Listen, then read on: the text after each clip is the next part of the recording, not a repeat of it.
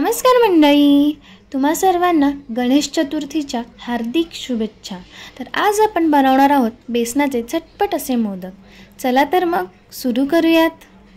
आता पॅन मध्ये आपण 2 चमचे तूप घालून घेऊ।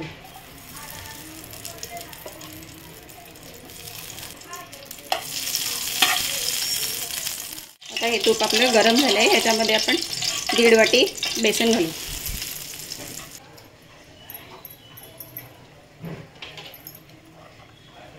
आणि बारीक गॅसवरती चांगलं भाजून घेऊ। बेसन चांगलं 10 ते 15 मिनिटं भाजून घेऊ।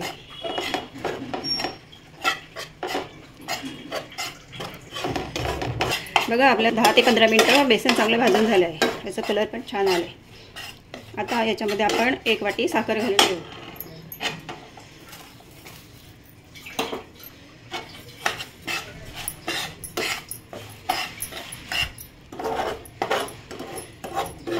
परत 2-3 मिनिटं असं हे परतून घेऊ। आता हे आपले 2-3 मिनिटं झाले। आपण आता याच्यामध्ये 1 वाटी दूध घालू।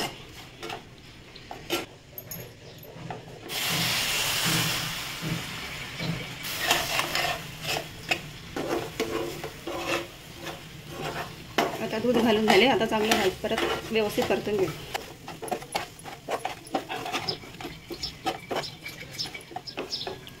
आता हे 5-6 मिनिटं असं हलवत राहायचं, त्याच्यातली साखर चांगली विरघळेपर्यंत।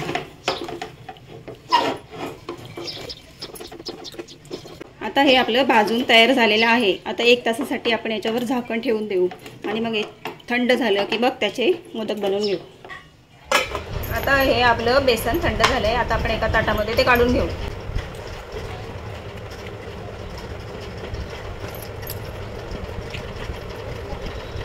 आता हाताला तूप लावून घेऊ। हे चांगलं मळून घेऊ पीठ।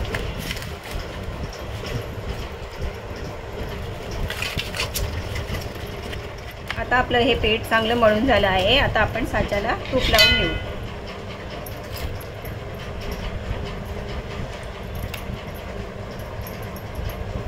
आणि यामध्ये भरून मोदक तयार करू।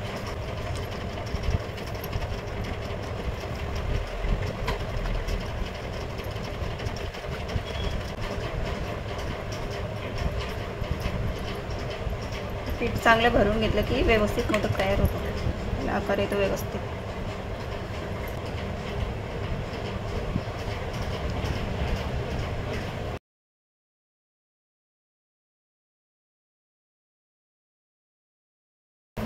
आता असेच सगळे मोदक आपण तयार करून घेऊ।